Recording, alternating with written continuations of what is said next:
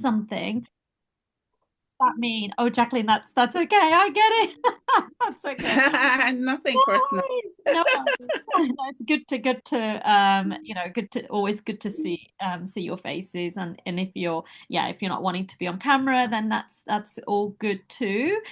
And morning, David. I know it's early there, so it's great that you're on.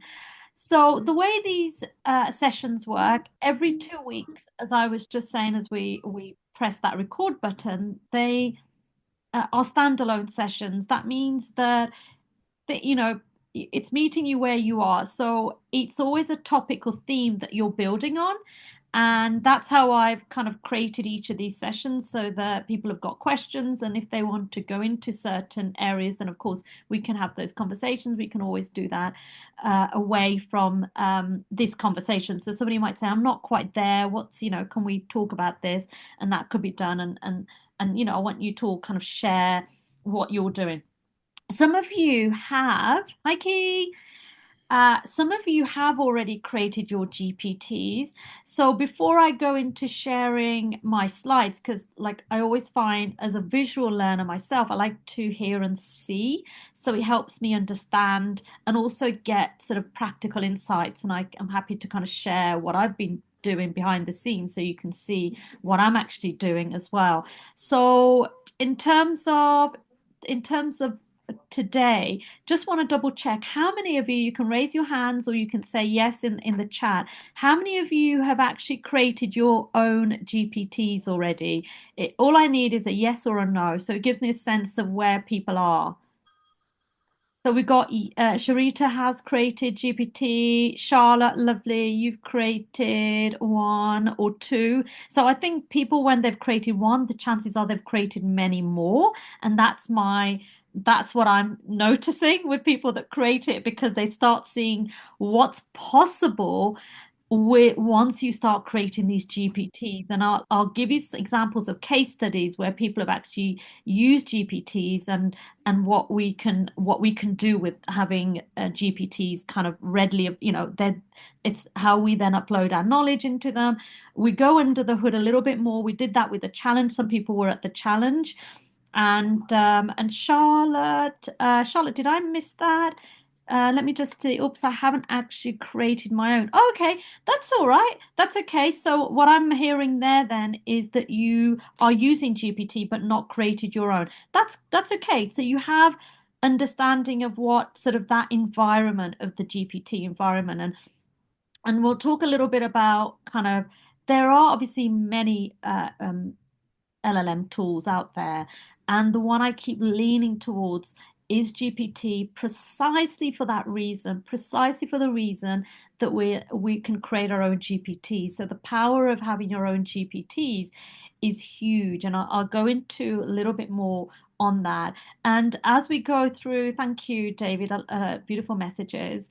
And peace, love, and love everyone. Pleasure to see you all again. Oh, Sharita, it's great to have you join too. We've got Hyatt here, which is fantastic, and we've got people from all over the world, right? So, Jacqueline, I think that hand was up from before, so it's not a question. If you have a question, feel free to raise your hand.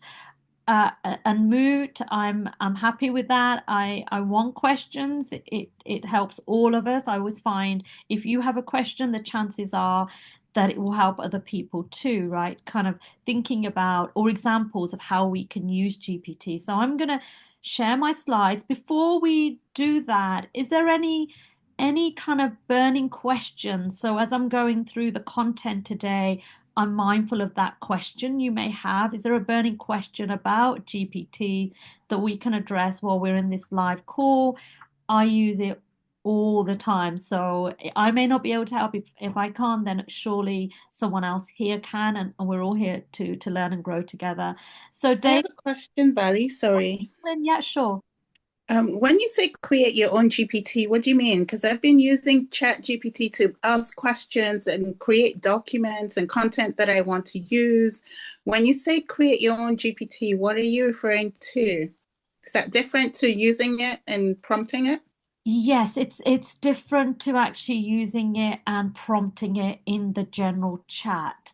So it's slightly different from the chat that pops up when you're in the GPT environment, which I Hmm. I can show you, and I can go into this today and show you what that looks like. So when we Okay. go into the GPT, we have what we call a general chat. It's just a general chat.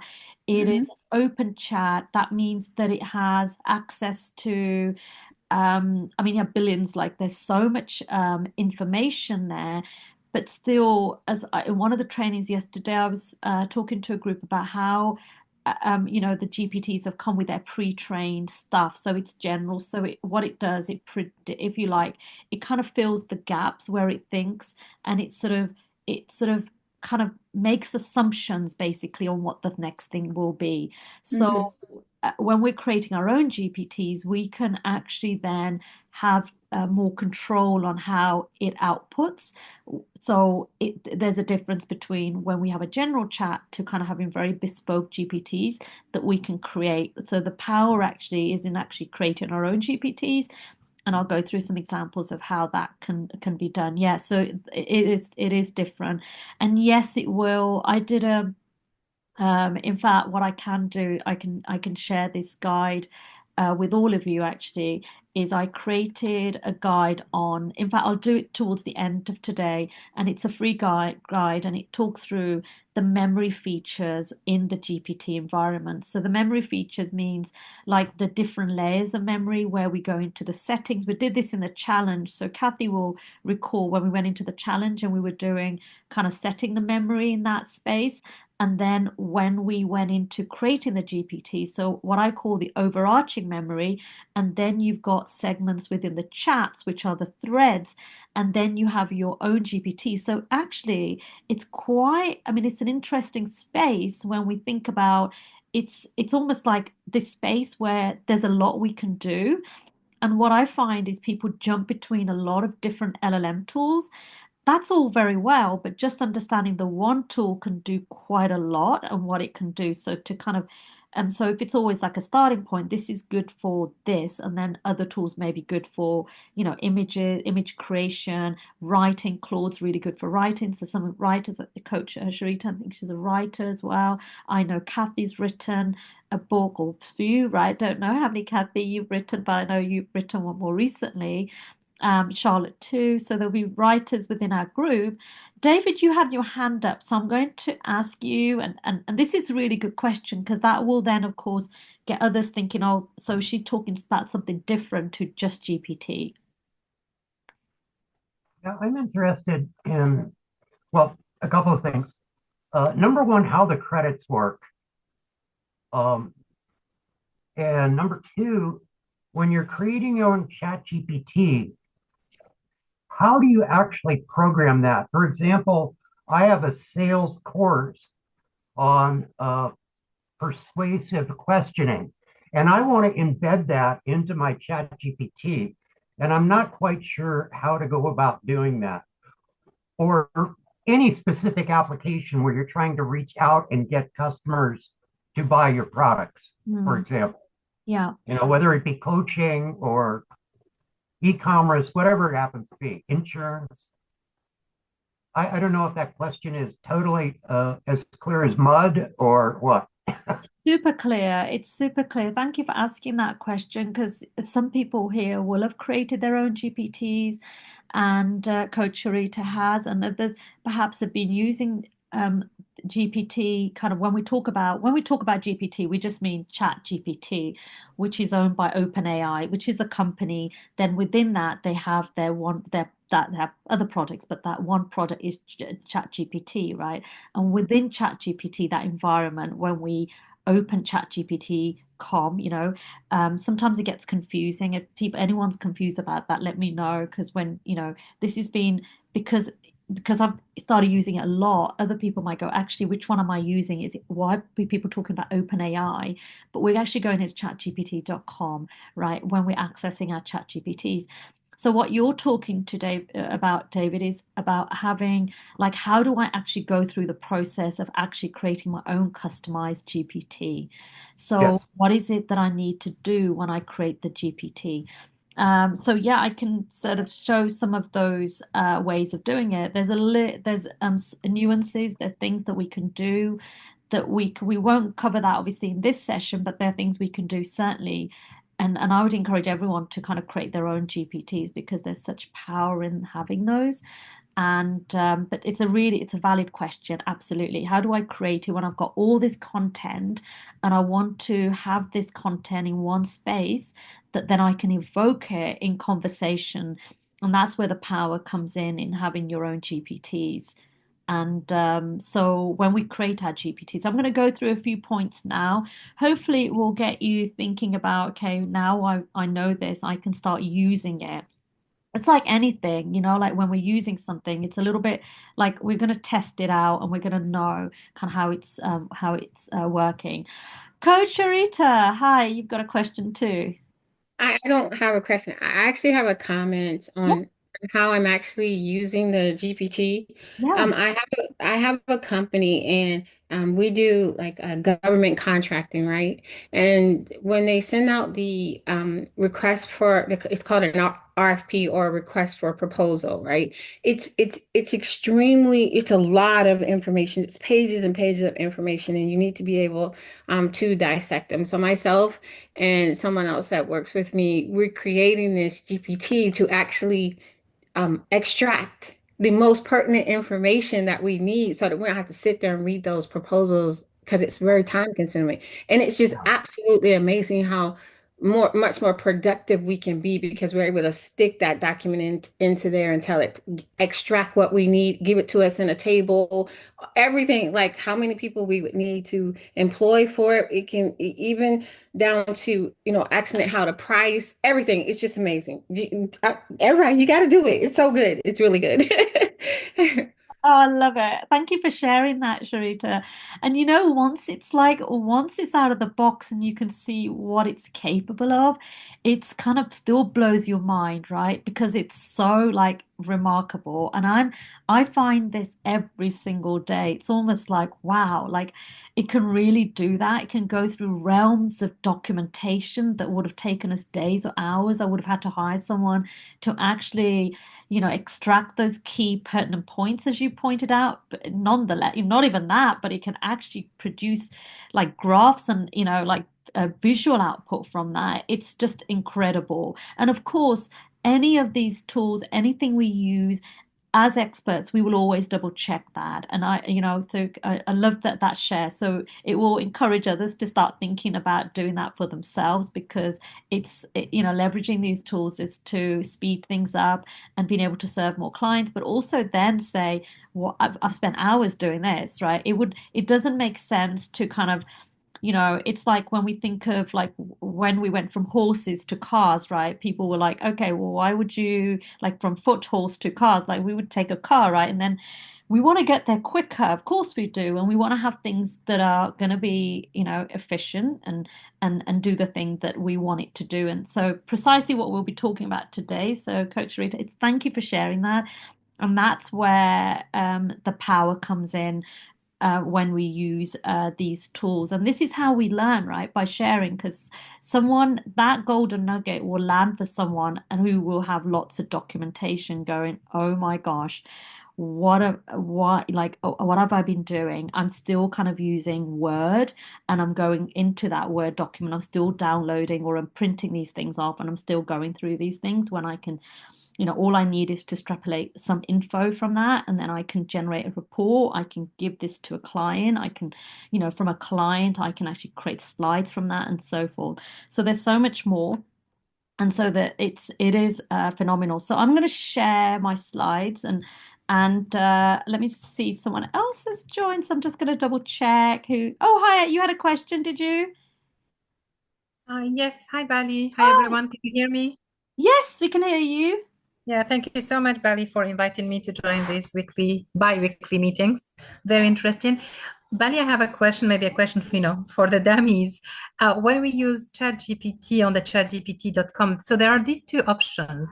either you sign up for free and you create an account, Mm-hmm. or you can use it and stay in logged out without creating an account. Mm-hmm. So is there a difference when you use both? If you stay logged out and you still use it, and if you create an account and use it, what is the major difference? This is my first question. And I have another question. Let's say if you write something of your own and then you want to check the grammar or the mechanics or just enhance it, improve it, and then you put it into ChatGPT or Claude or something else to improve it.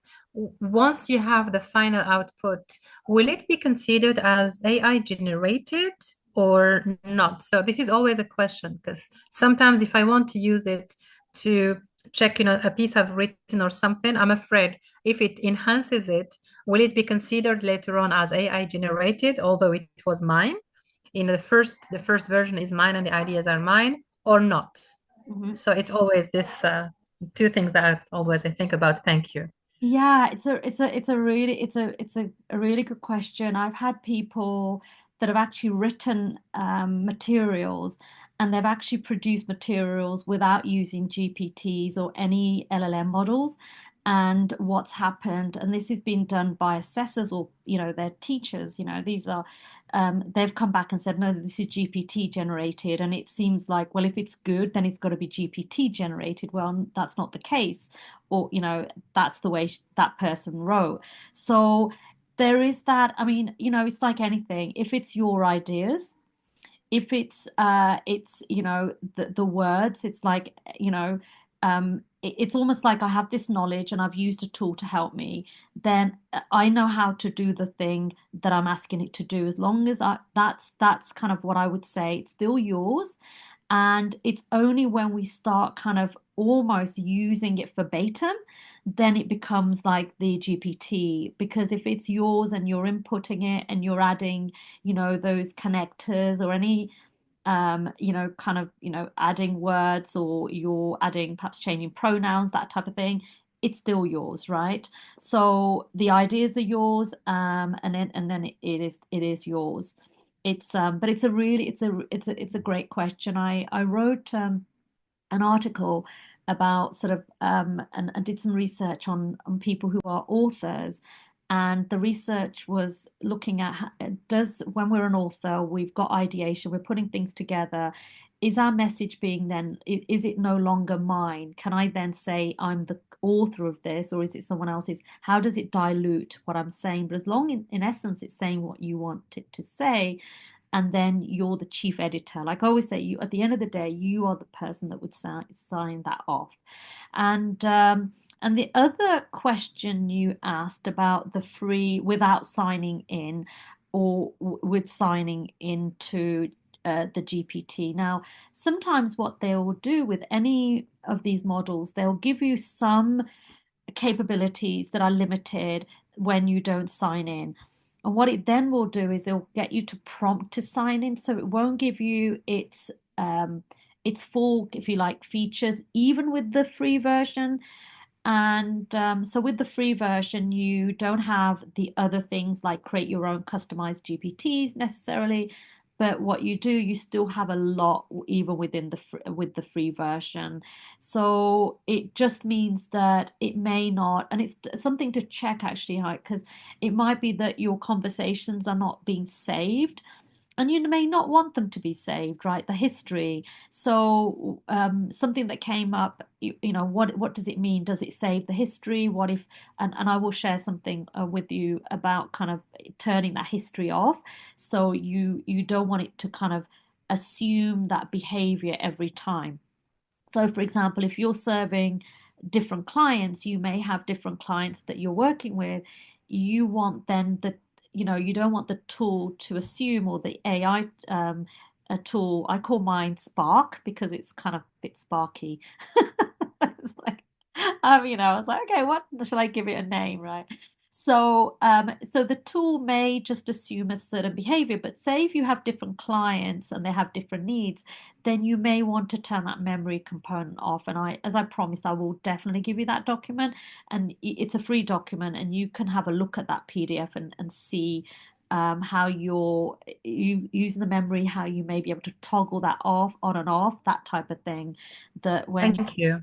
that I find that that will help because obviously we have so the way the chats work in the Chat GPT environment is you've got individual chats and each chat is standalone chat. However, I wouldn't, there are times when the chat conversation seeps through because it puts it into long-term memory. Not always, most of the time it doesn't. It sees it as a standalone chat. But remember, you've still got your overarching way of which we've done in the challenge where we've gone into the settings and we put in the settings who we are, a bio about ourselves. So I'd encourage you to do that. Add the bio, it understands you.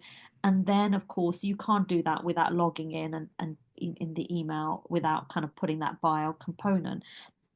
And so that's worth doing because it understands who you're serving, who you're working with. So, if you're so it kind of and it will write in, it will understand, it will know that that's you, the type of clients. Jacqueline, you had another question.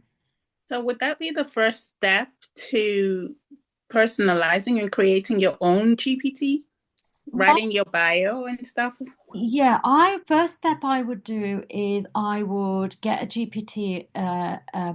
I'd go in and I would go in and log in and have a GPT and make sure that I'm in the settings. I've gone in and put my bio information about myself, and also there's a bit sort of instructions how I want it to respond. Then that way it understands who you are. So it doesn't just make assumptions. Now it will understand who you are through numerous chats. It will start understanding patterns. It will start picking up how you show up. And you can delete that history if you like, and then it will be a blank slate if and you can even tell it, ignore what came before now and start fresh, do not draw on prior memory. So you could even tell it that and it will then start new. But I would best to kind of toggle the memory section off. It's going to be easier to do that. Right. Thank you.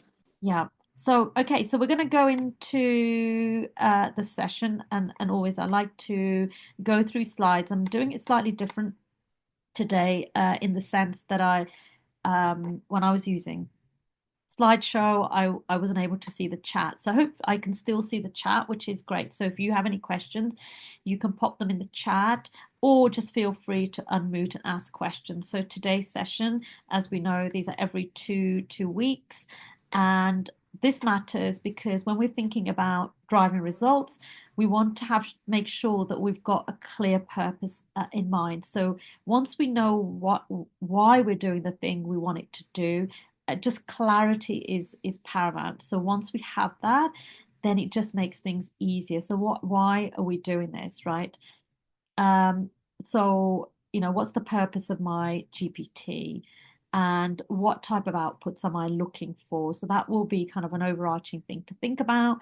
Reflection and think about regularly assessing and improving quality. So for example, if you've got a document and then so you're working on a document and you're uploading or you've updated information in that. So with Sharita, so if there are things that have changed, then of course you can upload the documentation and then it will pick up the kind of new version, and you suggest you delete the other one, of course. So it understands that it's kind of it's updating as it's going along. Optimization, fine-tune GPTs deliver real value. And so the best we can do that, the better it will be. So on your own GPT, so when you create your own GPT, customized GPT, is it doing the job that you've asked it to do? So some questions to be thinking about, has it, so if you've got that you're solving a problem for a client, is it solving the intended problem? Is it meeting the objectives? So anything we're doing, we kind of, in marketing terms, we kind of reverse engineer. What is it that we want it to do? So it should be able to do this, this, this, this. So my GPT, so have that in mind as you're building the GPT. So the intended and the core objectives of it. And what about the user? So, for example, when we talk about users, it may not just be yourself. You may be giving your GPT to your clients. So, in Sharita's case, if you're using it with your other team members, they're going to be using the GPT, and does it meet the expectations? So remember, your GPTs can be shared. You can make them publicly available, or you could just keep them private. And so there's value in that. I mean, you may, and we'll go into some examples of why you might want to share your GPT, examples of sharing your GPTs and how it might even support your clients, and what else we can do when we're creating and building our GPTs. So there's a lot of power within that. I'll come on to some of those points. Identifying some friction points, like what feels off during use. So, maybe it's like the language, it's not, it's making things up, and you're like, okay, something's not right. You will be able to, as professionals, as experts in your field, you'll pick up when the output's not performing to the kind of spec that you've given it. You're like, oh no, it needs to be doing this, but it's not quite doing that. So creating genuine value beyond just generating content. So, thinking about what would be sort of, when we're thinking of GPTs, we're thinking of things that we do on a regular basis. What are some of those things? And it could be a prompt that you're using regularly. We could create a GPT that we can then build, or we can save the prompt. So it's worth actually collating your prompts, and I'll go into that a little bit more in one of our other next sessions. Audit questions and clarity and objectives, purpose and audience. What specific problem does your GPT solve? So when you're creating a GPT, in Sharita's case, it was clear, we could understand what that problem was. Who is it? Who is your target audience, and what are their needs? Now, if you have, now I'd encourage all of you to do this, so it makes life so much easier. So those people in business or leaders, or even if you're writing, you've got, who is your target audience, and create. This may be something that we could do together actually, is how do I ensure that I have a GPT with kind of my target audience, which is almost like my ideal client. So the content I create speaks to that ideal client.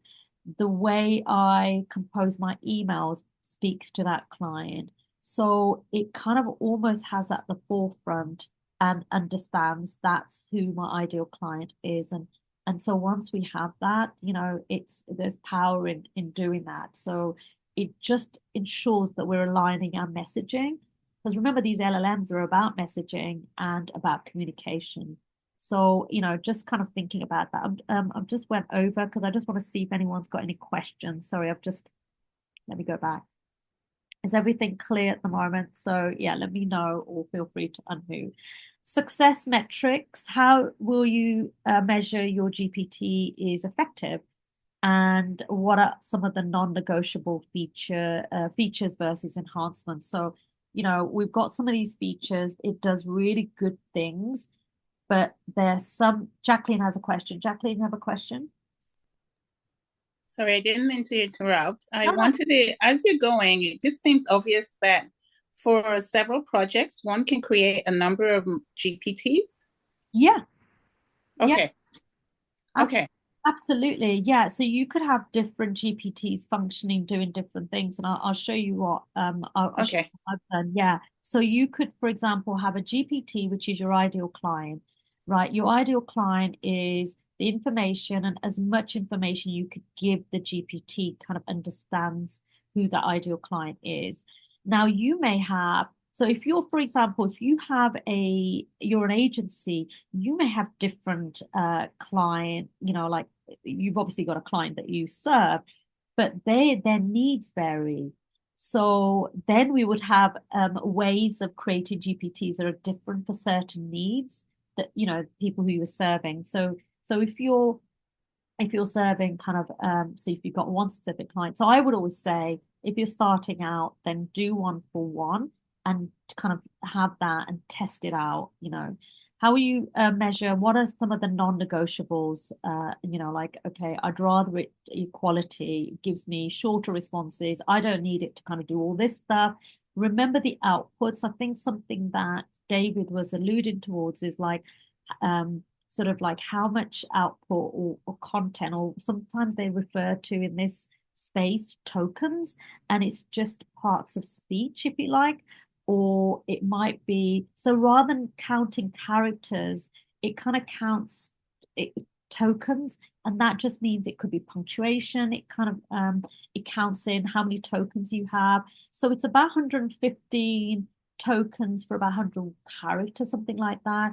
Can't remember the exact metrics, but sometimes we might get that popping up. You know, you know, sometimes we see in these models, you've got so many characters, it seems like thousands, and you realize it's not that many, and suddenly you've used up. But so what consistent behaviors should your GPT maintain? And also, actually, when we're thinking of measurements, we could also say what we want it not to do. So you could say what it should do and maybe what to avoid or what not to do, and track its performance. So audit questions when you're using it as a user. So you built the GPT, and so some of you have, and some of you haven't. But when you built that, you also want to have, you've got the output. So you've intended something, you've got your objectives. And so you also want to have what the outputs. Now, sometimes what happens, there's a mismatch of what you wanted the thing to do and what it actually does. So we'll all have experienced that, right? We're telling it to do something, and what it kind of churns out is not the thing we've asked it to do. So we want to kind of refine it and just ensure that we've prompted it correctly. So it comes back to really having clarity for one, and then having the prompts so we can tweak things as we go along. So it could be like, it might be emotional experience of interaction, doesn't feel, it's not nuanced enough, right? It doesn't understand the way you show up in the world. So we want to kind of get it to understand. And people are actually starting to say that that the model understands empathy. I used the model the other day, and it said bless you to me, and it was like, whoa, like this is like, so interactions of that nature are really interesting. Emotion experience of interactions. Does it know how I like to serve my clients? Does it know that I'm the type of person that supports other people, you know, that direct approach, you know? So it may be super direct that doesn't really align with the way I communicate. Sometimes that's necessary, but not all the time, right? Not always being around the bush, of course not, but quality, again, clear, accurate, and helpful responses. So is it clear? Is it kind of on what we want it to do? And is it helpful? So if it's not, so some of you who came to the challenge, if you remember, we also got it to give us its thinking. Now, the models are getting really, like you've seen the variations within the models. We've got 4.5, we mentioned last time, and then we've got 4, which is more consistent. Now, and you will see it kind of, and we can actually tell it to give us its thinking. And so how is it producing the output? And we can actually, you know, ensure that it tells us before it produces the output. So you may even say, before you do this, can you check with the user before you respond, so that you okay that before it kind of gives you the output, if that makes sense. I'm happy to kind of explain that a little bit more later. Expected tone, structure, and presentation. So when we're thinking of format, is it the expected tone? Is it the professional style you intended? The presentation? I used something called, I started reading this book, Smart Brevities. Somebody recommended about a year and a half ago. And I was like, oh, this is really good, because like it'd be good to create content using this. So I created a GPT, and I said, when you write, use the smart brevity approach. People don't read lots. They want quick punctuate, you know, like pick bullet points. And that's what it does. So it understands the way I want that content, social media content, to be delivered. Don't always use that now, but it was just really kind of, it does the thing. Still sometimes build it in. And also boundaries, because remember, when we're using the general chat, it won't always have those boundaries and limits unless we tell it. So this hence the reason having a customized GPT helps us constraining, having those guardrails so it doesn't kind of just go wild and just produce things. Limit. You can even say limit to so many characters or words. We can say that. And it doesn't always do that because we may want to, but you could actually say limit it to 5 lines or just keep it very to point, make it succinct, that type of thing. Real life world cases. So a couple of cases I've heard and through lots of conversations with people, also being in this space now for more than two years now, and even before that. But since GPT, that's kind of what we're speaking about. I've had authors who were reluctant to use GPT, and then when they did, they started using them. And I'll give you some examples. So one author used them for when they meet clients. So and then they have a roadmap. What they ended up doing is rather than go through all the different steps, they created a blueprint that became their GPT, all the things that need to be done. So if it might be things like from writing to publication, for example, right, they could have that blueprint. These are the stages. The other one they've done is create GPT, where you share your GPT with the writing style. So you've got a particular writing style, you share that with them, or for promotional purposes. And this is where some of you are going to be thinking, I know now what I can do. So in your GPT, you know that you can actually put in, and if these are the ones you want to share with other people, you've got your details. So you're giving them so much information, but in the GPT, you could include, if you'd like further information, here are my contact details. You could also include in your GPTs, the ones you share, opt-in pages, like your opt-in link, so that people can then opt in to something. So there's so much more we can do, just not using it for ourselves and sharing with clients. We can actually then use these and market ourselves like people understand. So hopefully that's got you thinking about what you might start using it for. So coaching GPTs, certainly we're seeing that. Business workflow GPTs, so streamlining your processes. And a big question that a lot of people are having is, what is my work process? Well, once you know your work process, remember the power in knowing that is you can then hand it off. If you were bringing in a personal assistant, what would the thing that you'd get them to do? So think in that way and then build your GPTs in that way. So I want them to do this, that GPT would they be tasked to do that thing? And what's that thing I want them to do? So give it context and give examples of the content as well. So learning support, it might be an example as well. So for those in that space. So what is possible with the GPTs is enhance experience, expertise, right? It won't replace us. It will just amplify our messaging. And I think sort of Hyatt's case, we're building it, we are enhancing my writing, I'm looking at it and perhaps, adding to it or reducing it. The other tool within the GPT space is Canvas. And I've spoken about Canvas. If you're not using Canvas, happy to talk about that again at some point. It is actually incredible because it uses Canvas, like the writing, plus the GPT together. There's kind of magic in that. Time saving. So things that, you would have to do manually, especially if you're looking at a Word document, when you have I still have people going, that's my first draft, third draft, second draft. I'm like, you could use these tools to have one draft, you put it in that draft, and then you can make those changes within this space and then put it into your document, right? In whatever, whether it's Word or you're using Google Docs. And then then save it and share it. Or you can do the automation, which we spoke about. We spoke about all those tools. We haven't gone into automation together where you can automate the whole process. So we can contain, once we get that processes, we know those processes, we can start building on automation and maintaining quality, personalized experience for clients and users. Not many people, by the way, are creating GPTs or haven't thought about doing that. So it's when you do that, you'll be doing something that a lot of people aren't yet doing. So you'll be ahead of that curve, and you're here, so it's great because you'll be able to do that. And those clients you're serving, you're creating something bespoke that they can access. They can access your knowledge within that. It's like having a bot you share with, like, and then they can get that. And you can test it before you obviously share it. And then you've got your customized tools. So certainly in the coaching world, there's so many different tools.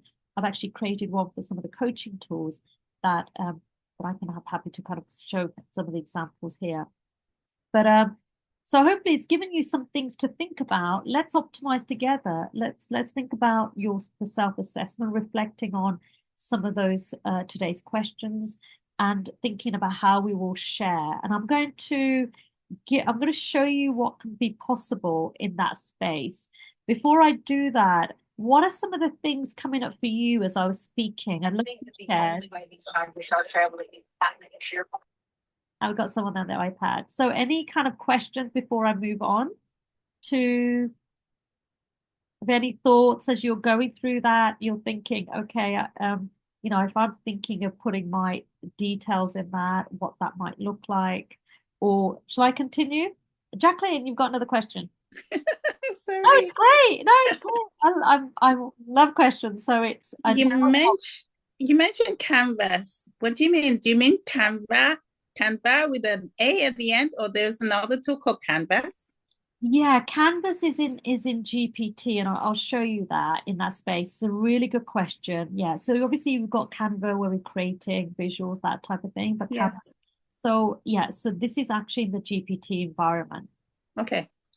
I'll wait for that. Thanks. Yeah, it's a really good question of like what's possible within the Canvas space there, because it's like it is really interesting because there's so many different tools, and more we kind of focus on the one and we start understanding what's possible within the one, it is magical. Let me see if there are any questions coming up, but I think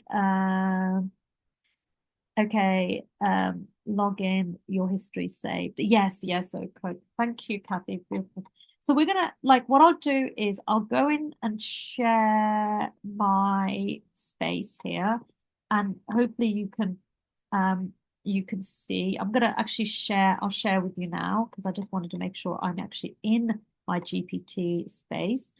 So what you'll see is now please like you'll probably think, oh my gosh, there's so many. So all these are GPTs that I've created, right?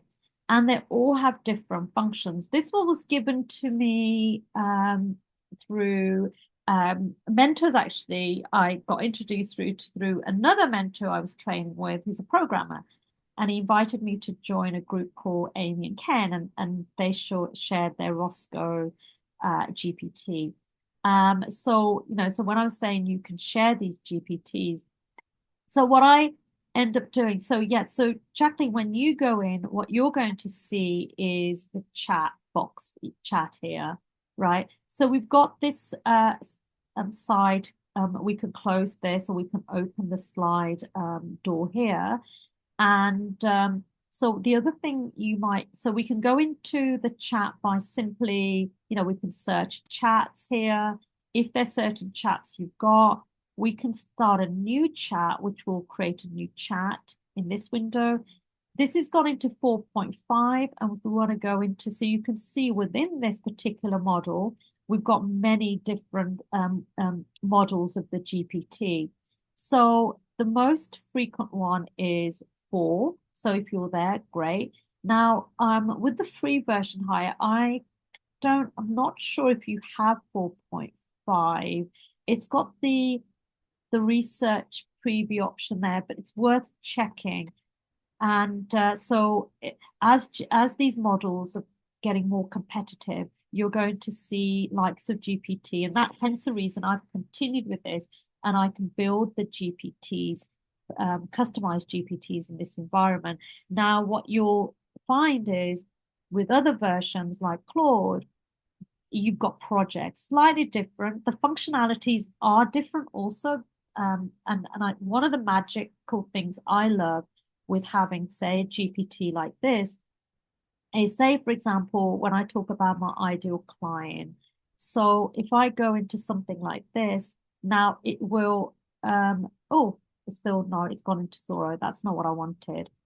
Zoro, by the way, if you're not, because that might be a question, you're thinking, well, what is Zoro? Hopefully you're back on my screen here. So, so Zoro is a bit like Make.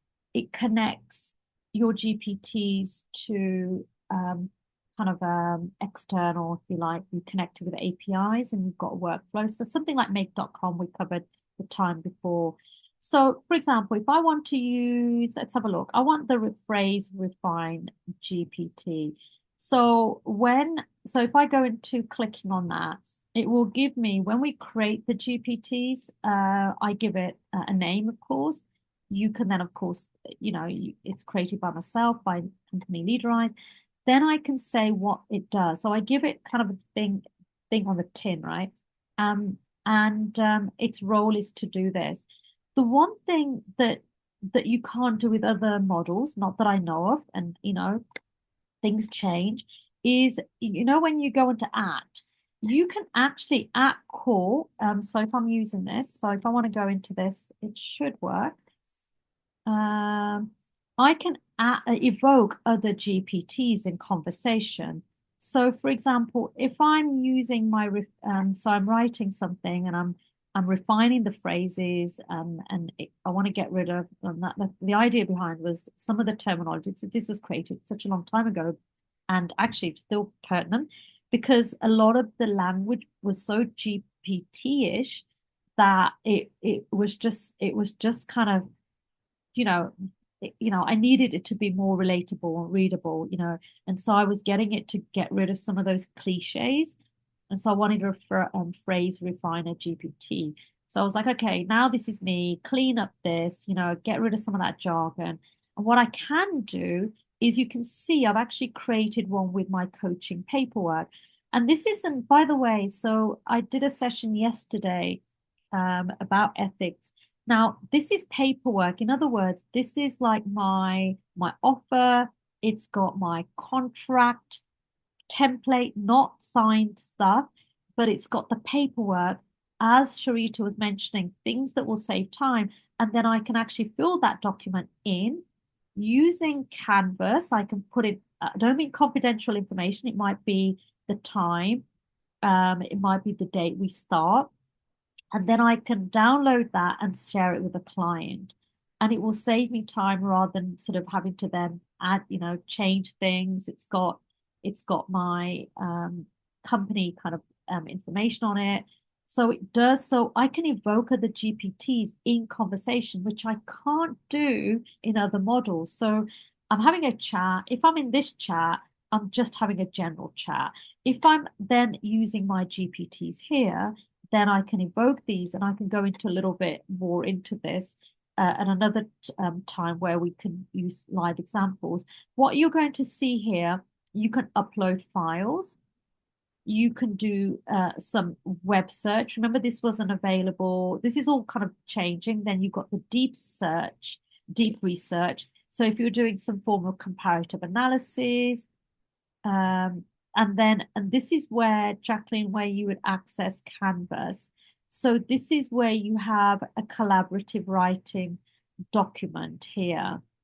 And the beauty with this is, so if you were then going into here and you were uploading, say you were going to upload a document, right? So let me just see if I've got an example that I can share with you. So I'm just going to do, so I was doing something, let me see if I can do this. So keys here, so she's going to recognize this. So so if I just went in and pasted this in, for example, right? What it's going to do, it's going to open into a different format, right? And so what I can actually do in the Canvas space is I can go in and I can amend the information here. So I can get rid of this, right? I can't do that in the chat, right? I can then go in here and then I can bold this, or I can ask GPT. And so there's more of I'm using this one space, but I'm actually changing my document. In other words, I don't have to go backwards and forwards, so I can still use my document, and there's certain things I can do below. If I go on the right-hand side, I've got something, and then I get reading level I can change. I can adjust the length. I can toggle up, and then it's going to add a little bit more. My computer's a little bit slow, my end, but I can add some more information. There's a little bit more I can do. I can even say expand on this post. So if I want to say that, and it's gonna do that here. Now, if you notice in the chat, I can't do any of this. If I'm having a normal chat, I can't do any of this stuff, right? So I can save this, I can move myself here, and I can just go up here and I can just download it, or I can then say, I want to get rid of this, right? This is all mine, I want to reduce it. There's some magic in this. And then we can still, we're in the ChatGPT environment, right? And all I've done is I've opened up the canvas part there. So play around with it and have a look to see how that's working. And there's something I spoke about a time before, which is projects. But yeah, I'd highly suggest you do that.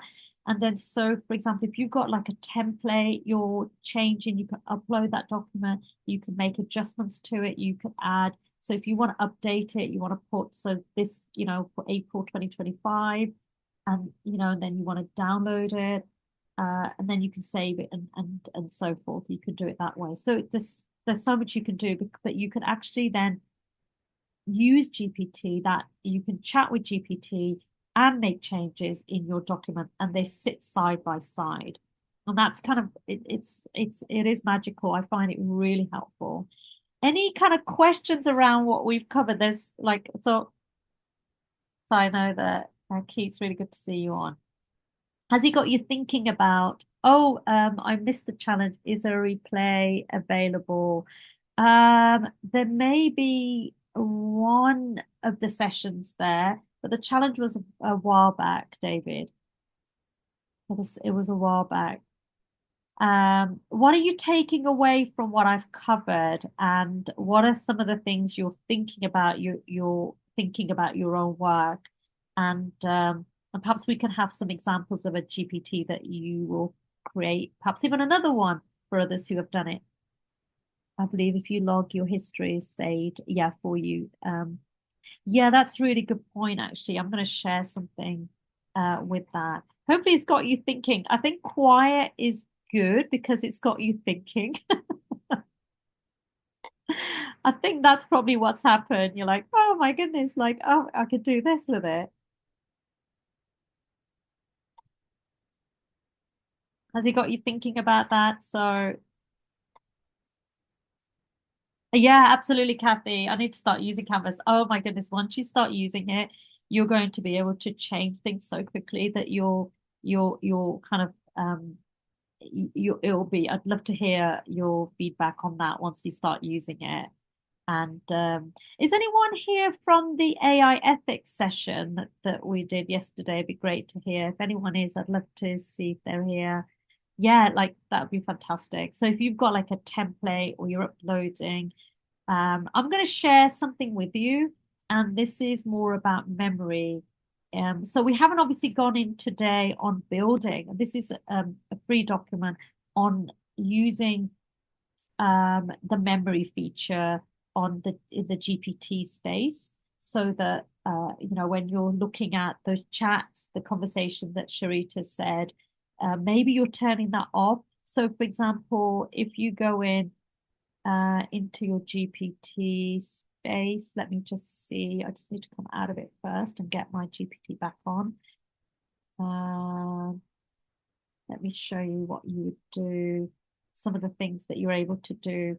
So I hope you're using, sometimes they can become redundant, right? Sometimes. So if you're not using it, how many can you create? You can create quite a few of them. And so let me show you. So we've got this temporary chat, which you could toggle. And here, if we go into this space, this is obviously the one I've got here is the $20, $18, 20, £18. So it's about, yes, $20. And then you've got where you've got into your settings. So Jacqueline, when you're going into your settings or you're customizing your settings, what you're then doing is you can then see, and these are some of the things I mentioned in there.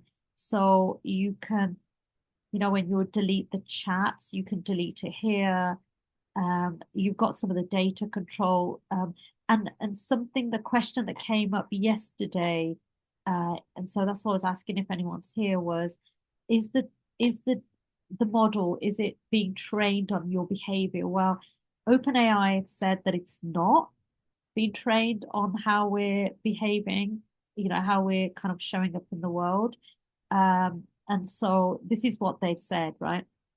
But so when we go into this part and we want to customize our GPTs, the other thing you might want to say is answer some of these questions. You're customizing. This isn't creating your own GPT, but this is you telling the GPT about you, who you are. Do you have a nickname? What do you do? So it's already giving you some prompts. And one of the things we did, the challenge, was we started doing things like this. What traits should ChatGPT have about myself? So if you add in a bio, that type of thing, it's worth definitely going in and putting that. So you've got the overarching thing about yourself. And then within that, you've got your own customized GPTs, and then you've got your conversation threads. You can delete the threads if you're not using them, because sometimes what happens is you'll find that you're trying to find that. Remember, you could search the thread, and so you can search the thread if you find there's so many different ones. But I would update and maybe start keeping it tidy. So it's an environment for you to obviously manage that space. I find it super user friendly, because I like to be in one place, because it's so easy to jump between different tools. So in that one space, you've got a plan. You're going to be sitting there. You're going to be working on whatever that document is. I hope you found today helpful. And you may have questions. David, do you have a question? Did you say you wanted? Well, I think it's like you're at a chalkboard describing how to swim, and you're giving us different strokes. Now we just got to jump in the water and start practicing. Yeah. That's my opinion. So this is very enlightening for me. Thank you very much. I'm so excited. And how will you use it now that you have? Because what I want everyone to do is, one thing, knowing this stuff, I want everyone to use it so it can support their business, support their clients, support their writing, whatever you're going to be using it for. So, maybe you're not ready. For some people, they might be new to this whole GPT environment. They're like, I'm not ready yet. You're welcome. Thank you, Kathy. And I'm not quite ready yet, but what I can see myself doing is I will have one GPT. I've got the paid version. I'm paying for it, so I may as well start utilizing it. And if it was a question of Netflix and GPT, and it's going to help my business, I may go, actually, which cost would I want to think about the ones? It is super powerful. And if you're not using it, we can go into other things. If you want to stay in the GPT environment, if it'd be helpful to go through Canvas next time, let me know. If there's any kind of question, if you're thinking, I'd love to go through Canvas, that would help me, then I'm happy to do that. Or you want to go through projects within GPT and how projects might support you, then I'm happy to stay in this environment for now, for the next one, and then maybe move to another space. Thank you. And I'm excited to see how you start using your absolute GPT rather than Netflix. That is so funny. They're like, oh, but I can relax. And I'm like, but you can relax when you have your GPT doing the stuff you want it to do. Believe me, seriously, you can. It will definitely be, it's projects, please. Yeah, okay. Yeah, we'll definitely do projects. I've been using projects quite a lot, and how that differs to kind of what that, okay. So we can look at projects, and we could tap into Canvas and projects, because they might line and support. So yeah, we could definitely do that next time. and it's great. Thank you for being here and giving up your time to be here. You're welcome, Hyatt. Let me know how you get on, and hope that answered your questions. By all means, it's always Yeah. yeah. Thank If you you've got so any much. You're welcome. Yeah, you're welcome. And I'm excited to hear next time how you're getting on. Because, like I said, they're all standalone. So if you've got a friend who wants to join, then yeah, please share that and let's get people using these tools because it's like we get given something, but it's like, do I go left or right? Do I go this direction? It's like, oh my gosh, it's like, yeah, we're the ones in control. We can take it where we want. All right. So everyone, have a lovely rest of your Wednesday, and I'm excited to see you in 2 weeks' time. And thank you, David, for your questions. Jacqueline, Kathy, Key, always good to Sharita, and Dulcia Bella. Charlotte, we haven't met before, Dee, and hi, of course, and Marie. Really amazing seeing you all here today, and I will see you in a couple of weeks. And have a great Easter. Thank you. Ciao. Ciao. Well, thank you. Thank you